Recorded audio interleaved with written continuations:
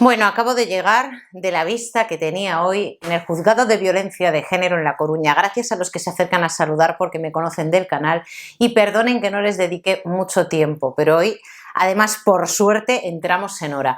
Qué duros son los temas de familia. Esperemos que en esta ocasión las cosas salgan favorables a mi cliente. Y he pasado muchísimo calor porque las togas de lana en un habitáculo cerrado y sin ventanas, la verdad que se pasa regular. Y ahora de vuelta para casa venía pensando, qué curioso, ¿no? Vivo en una comunidad autónoma donde hay una lengua cooficial que es el gallego. En Coruña la gente habitualmente habla castellano. Hay personas que hablan en gallego, pero por ejemplo cuando yo trabajaba en Negreira era más normal. De hecho, la gente en Negreira habla en gallego. ¿Entienden el castellano? Por supuesto que sí, pero la gente habla en su lengua, en gallego. Yo nunca tuve ningún problema en los juzgados, nunca tuve ningún problema a la hora de interrogar a un testigo que hablara en gallego. Entendía que podría haber dificultad de que me entendieran, porque cuando hablamos de personas mayores, algunas de ellas no saben hablar en castellano, pero yo me hacía entender. Nunca hubo ningún problema, ni en mi familia tampoco. Mi padre habla gallego con nosotras, con mi hermana y conmigo, siempre habló en castellano y mi familia es gallego parlante, hablan gallego, solamente gallego. Me llevo a las mil maravillas con mi tía y con mis primos, hablan gallego y nos entendemos perfectamente, no necesitamos ningún traductor porque yo entiendo el gallego a pesar de no saber hablarlo, porque no sé hablarlo. Y pensaba de vuelta a casa, ¿se imaginan que yo no pudiera ejercer la abogacía en Galicia porque me impusieran hablar en gallego? O imagínense lo ridículo que sería que yo en el juzgado usara un pinganillo para que le tradujeran al juez en castellano lo que yo digo en gallego, si supiera hablar gallego, o a la inversa. ¿Se imaginan qué ridiculez? Pues esa ridiculez la estamos viviendo en el Congreso de los Diputados. Resulta que ahora ya se puede hablar gallego en el Congreso, como si antes estuviera prohibido. No, se puede hablar en gallego, se puede hablar en euskera, se puede hablar en catalán. Y digo yo, qué gran avance, ¿verdad? Poder hablar esas lenguas en el Congreso de los Diputados. Pero claro, como algunas lenguas no se entiende, porque por ejemplo el gallego, y dependiendo de quién te hable ese gallego, el gallego normativo lo entiende todo el mundo, porque es el último grito de la izquierda, ¿no? Ese gallego normativo donde la gente dice grazas y Galiza, pero jamás se habló así en Galicia, o sea, jamás se utilizó ese gallego normativo, jamás. Aquí la gente siempre dijo gracias cuando era de zona de Geada, de donde soy yo, de Santa Comba. Pero bueno, imagínense eso en el juzgado. Pues eso está pasando en el Congreso de los Diputados, que la gente ahora habla su lengua y utilizan el pinganillo para que cuando alguien, por ejemplo, hable en euskera, como Borja Semper, tan crítico, ¿no? Tan crítico con esto. Tanto que decía lo de, ay, estamos haciendo el Canelo. Bueno, pues ayer él hizo el Canelo. Una muestra de Canelo es Borja Semper. Yo creo que lo hizo para decir, miren, hablo euskera. ¿Y sabes por qué lo hizo? ¿Saben por qué lo hizo? Porque el euskera prácticamente no lo habla nadie, porque es muy difícil de hablar. Entonces él dijo, miren, yo sé hablar euskera. Bueno, para lucirse, ¿no?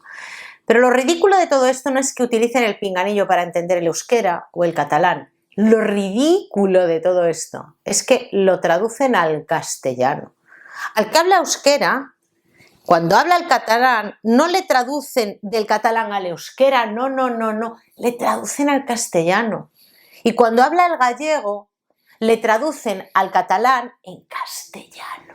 O sea, es todo tan ridículo, una puesta en escena tan ridícula, que si fuera gratis me reiría. Pero es que nos ha costado a los españoles 280.000 euros. Mesan por nós, y esto sí lo voy a decir en gallego, e dicen que chove. Esta cita es de Castelao. Nos mean encima y dicen que llueve.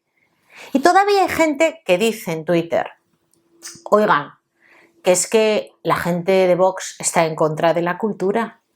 La gente de Vox no está en contra de la cultura, está a favor del avance. Está a favor del avance.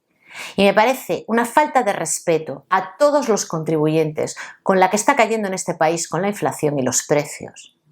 Que se gasten nuestro dinero en eso, que no sé cómo no se les cae la cara de vergüenza a todos estos politicuchos que están chupando del bote. Y los que más me detonan son los podemitas como Íñigo Errejón. Dicen, bueno, algo bueno ha traído todo esto, que los de Vox abandonan el hemiciclo. sois unos sinvergüenzas. No sé cómo no se os cae la cara, de verdad. Nadie habla del litro de aceite a casi 10 euros. Nadie habla de las manifestaciones y de los piquetes informativos que hay en Extremadura. Nos enteramos por redes sociales, gracias a la familia y gracias a Nazaret Martín Calvo. Nos enteramos por redes sociales de lo que cobra el sector primario, de lo que cobran los intermediarios y de lo que pagamos los consumidores por un litro de aceite. Y mientras tanto, en el Congreso se reparten el dinero, tienen que justificar lo que hacen con una puesta en escena ridícula. ¿Y qué me dicen de lo que está pasando en el mundo del fútbol? Que no tiene nada que ver con solo el mundo del fútbol, tiene que ver también la política en todo esto.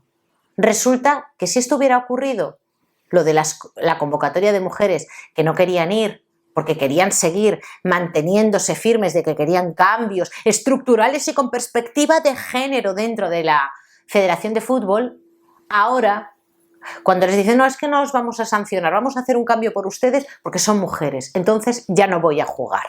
No todas, algunas, las niñatas.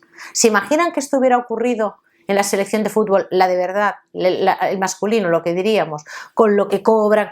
Es que estas mujeres, para lo que hacen y para lo que generan, me parece que cobran mucho. Me parece que cobran mucho para lo que generan. Porque generan cero. Las veían 4 hombres, yo no las va a ver nadie. Yo hasta les he cogido manía por sumarse al carro del feminismo asqueroso. Y yo creo que la culpa no es de ellas, es que se han dejado llevar por la marea feminista. Porque claro, si piensas de manera diferente, eres cabeza de turco y todas las mujeres se te van a echar encima, como se me han echado encima a mí. Pues que os den 2 duros. Que os den 2 duros. Yo aquí aguanto. Y es que fíjense que yo llevo 7 años grabando para el canal y siempre he intentado ser muy cuidadosa con lo que digo, porque no quería ofender a nadie. Y empecé diciendo abogado, porque yo siempre he dicho que yo soy abogado en masculino. ¿Y por qué he dicho que soy abogado? Pues muy sencillo, porque yo no le quiero dotar de perspectiva de género a una profesión que puedo desempeñar igual que un hombre. Por eso yo siempre dije, desde el comienzo, cuando hablaba de abogacía en el canal, que yo era abogado. Entonces la gente me decía, bueno, Begoña, es que incluye también a las mujeres de abogada. Y entonces yo dije, bueno, voy a hacer una excepción, voy a empezar a decir abogada.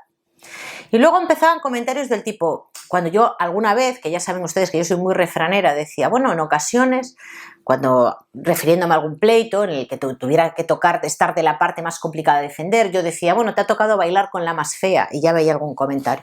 Es que Begoña, estás hiriendo la sensibilidad de las mujeres feas. Luego a lo mejor era otro comentario de, bueno, es que tal, es que en este sentido tal. Y al final dije, ¿qué es esto? Y se me ocurrió grabar el vídeo en el que hablaba del feminismo, un vídeo en tono jocoso cuando no me veía prácticamente nadie. Y me censuraron y la plataforma de YouTube me puso un strike.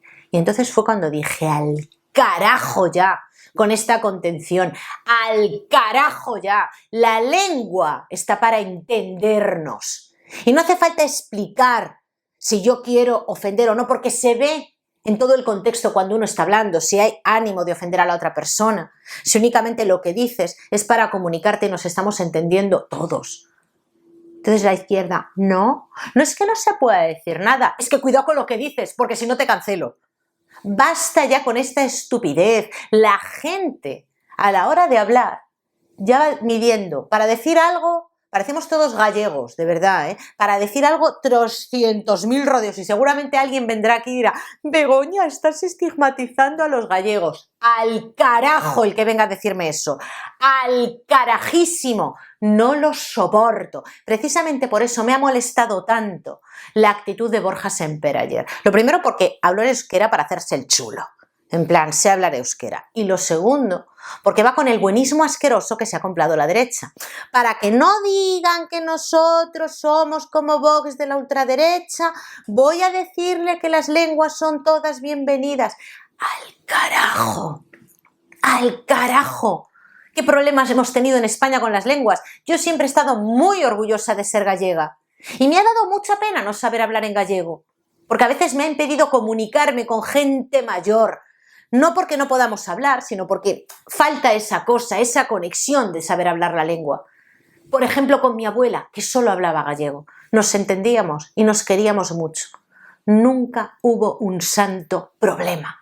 El problema lo están generando ellos, Porque ahora habrá gente que se niegue por una cuestión ideológica a hablar la lengua materna o paterna porque ya el hablar gallego se va a considerar que es de izquierdas, o el catalán o el vasco. Es una vergüenza lo que está haciendo esta izquierda en el país, una vergüenza, y lo único que hacen son puestas en escena para gastarse nuestro dinero. Y el andar pidiendo perdón antes de decir nada por miedo a ofender. El que quiere ofender no pide perdón, el que quiere ofender ofende.